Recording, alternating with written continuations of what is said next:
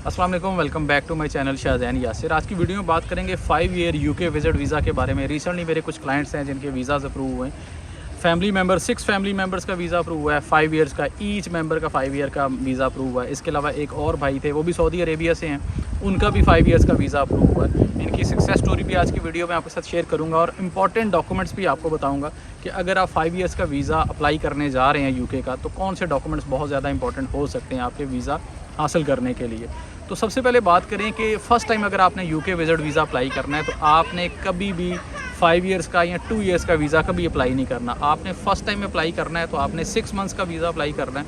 6 months का visa अगर आपको मिल जाता है और उसके बाद आप यूके विज़िट करते हैं, चाहे आप 10 दिन के लिए आएँ, चाहे 20 दिन के लिए, मंथ 2 मंथ्स के लिए आएँ, उसके बाद आप फिर एलिजिबल होते हैं 2 ईयर्स के लिए, 5 ईयर्स के लिए, या 10 ईयर्स का वीज़ा अप्लाई करने के लिए। इसमें कुछ चीज़ें होती हैं कि स्पेशली जो आपकी बैंक स्टेटमेंट है, बैंक स्टेटमेंट आपकी प्रॉपर्ली मेंटेन होनी चाहिए।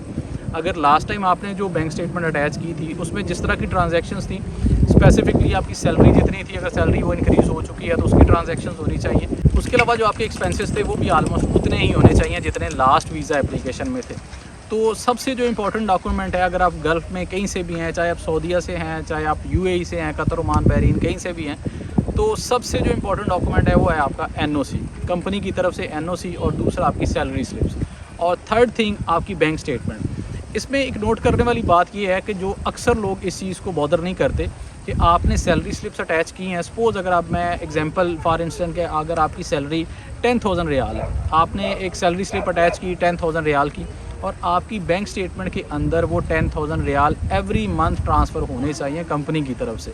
तो सैलरी स्लिप लगाने का मकसद भी यही होता है कि आपकी बैंक स्टेटमेंट से वो जस्टिफाई हो सके, ये जो 10,000 आ रहे हैं ये बेसिकली आपकी सैलरी है। तो सैलरी स्लिप आपने ज़रूर अटैच करनी है, और लास्ट 3 मंथ्स की सैलरी स्लिप चाहिए होती है। और इसके अलावा आपकी बैंक स्टेटमेंट है वो 3 मंथ्स की, मिनिमम 3 मंथ्स की चाहिए, और मैक्सिमम आपकी बैंक स्टेटमेंट 6 मंथ्स की चाहिए होती है। तो एनओसी, सैलरी स्लिप्स और आपकी बैंक स्टेटमेंट, ये तीनों चीज़ें बड़ी अलाइन होनी चाहिए। इनके बगैर वीज़ा लेना बहुत ज़्यादा मुश्किल हो सकता है। तो अगर आपने यूके का वीज़ा पहले 6 मंथ्स का हासिल किया, आपने यूके विज़िट किया, तो उसके बाद फिर आपने डिसाइड करना है कि आपने 2 ईयर्स का अप्लाई करना है, 5 ईयर्स का करना है, या डायरेक्टली 10 ईयर्स का करना है। तो उसके लिए टिप ये है कि आपकी बैंक स्टेटमेंट जो है वो प्रॉपर्ली मेंटेन होनी चाहिए। उसको आप अच्छे तरीके से असेस कर लें, अदरवाइज़ किसी को दिखा लें जिसके थ्रू आप वीज़ा अप्लाई कर रहे हैं कि क्या ये मेरी बैंक स्टेटमेंट एलिजिबल है, क्या मैं 2 ईयर्स का या 5 ईयर्स का वीज़ा अप्लाई कर सकता हूँ। तो अगर आपकी बैंक स्टेटमेंट प्रॉपर्ली मेंटेन्ड है तो फिर आप ईज़िली 5 ईयर्स का वीज़ा अप्लाई कर सकते हैं। वैसे रिसेंटली मेरे जितने भी क्लाइंट्स हैं जिनका पहले मैंने वीज़ा अप्लाई किया था और 6 मंथ्स के वीज़ा पे वो यूके आए, विज़िट करके वापस चले गए, उसके बाद मैंने किसी को सजेस्ट वैसे नहीं किया, क्योंकि मोस्टली लोगों की बैंक स्टेटमेंट प्रॉपर्ली मेंटेन थी उसी तरह। क्योंकि जब वीज़ा अप्लाई किया था, वीज़ा मिला, उसके बाद मैंने कहा यार अपनी बैंक स्टेटमेंट को आपने प्रॉपर्ली मेंटेन रखना है, और अगर हो सके तो बैंक स्टेटमेंट मुझे शेयर कर दिया करें ताकि मैं आपको देख के बता दूं कि आपकी बैंक स्टेटमेंट प्रॉपर्ली मेंटेन चल रही है या नहीं। तो उनकी सबकी तकरीबन बैंक स्टेटमेंट प्रॉपर्ली मेंटेन थी, तो उनको फिर मैंने सजेस्ट किया कि आप 5 ईयर्स का ही अप्लाई करें। तो 2 ईयर्स का भी अप्लाई किया जा सकता है और 5 ईयर्स का भी, लेकिन बेहतर यही होता है कि एक ही दफ़ा में आप 5 ईयर्स का वीज़ा अप्लाई करें। और 5 ईयर मल्टीपल एंट्री वीज़ा होता है, और एवरी एंट्री जो है वो आपकी 6 मंथ्स की होती है कि 6 मंथ तक आप यूके में रह सकते हैं। तो अगर आपने भी यूके विज़िट पहले कर लिया है 6 मंथ्स के वीज़ा पे, और उसके बाद आपने 5 ईयर्स का या 2 ईयर्स का वीज़ा अप्लाई करना है, और उसमें मेरी कोई हेल्प चाहिए या मेरी सर्विसेज रिक्वायर्ड है, तो ये मेरा ईमेल आईडी है, इस पे आप मुझसे कांटेक्ट कर सकते हैं। और अपने बारे में काइंडली ज़रूर बताया करें ईमेल में कि आप क्या करते हैं, आपकी ट्रैवल हिस्ट्री क्या है। अगर आपने पहले यूके विज़िट किया हुआ है तो उसकी ट्रैवलिंग डेट्स ज़रूर बताएं कि आपने कितने दिन के लिए यूके विज़िट किया था। तो ये डिटेल काइंडली ईमेल में ज़रूर लिखा करें ताकि आपका भी टाइम वेस्ट ना हो और मेरा भी वेस्ट ना हो, क्योंकि डेली बेसिस पे काफ़ी सारी ईमेल्स आती हैं और इसमें बहुत सारी ईमेल्स जो होती हैं वो इररेलेवेंट होती हैं। और मैं नॉर्मली जो है सबको सजेस्ट तो वैसे ही नहीं करता।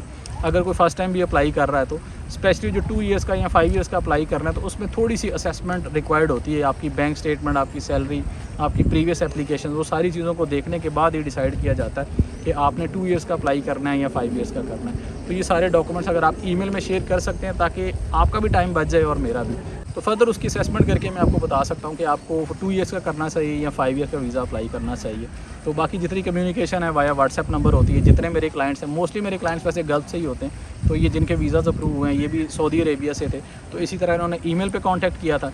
ईमेल में कांटेक्ट के बाद मैंने व्हाट्सएप नंबर शेयर किया, और सारी जो कॉरस्पॉन्डिंग है वाया व्हाट्सएप ही हुई, और इनका वीज़ा अप्लाई किया। फैमिली का वीज़ा 6 मेंबर्स सबके ही 5 ईयर्स के वीज़ाज़ अप्रूव हैं, शुक्र है अल्लाह का। और इसके अलावा दूसरे भाई हैं, उनका भी इसी तरह, वो पहले उन्हें 6 मंथ्स का वीज़ा मिला था, फिर 6 मंथ्स पे उन्होंने आए हैं, विज़िट किया, ऑलमोस्ट 15 डेज़ वो यूके में रहे और विज़िट करके वापस चलेंगे और उसके बाद डायरेक्टली फिर 5 ईयर का वीज़ा ही अप्लाई किया। तो अगर आपको भी यूके विज़िट वीज़ा में मेरी कोई हेल्प चाहिए या मेरे थ्रू वीज़ा अप्लाई करना चाह रहे हैं तो ये मेरा ईमेल आईडी है, इस पर आप मुझसे कांटेक्ट कर सकते हैं। तो ये थी जी आज की वीडियो। होपफुली आज की वीडियो आपको इन्फॉर्मेटिव लगी होगी। वीडियो अच्छी लगी है तो वीडियो को लाइक ज़रूर कर दिया करें और मैं ट्राई करूँगा कि अब आने वाली वीडियोज़ आपको मिलती रहे, इसलिए आपको चैनल को सब्सक्राइब करना पड़ेगा।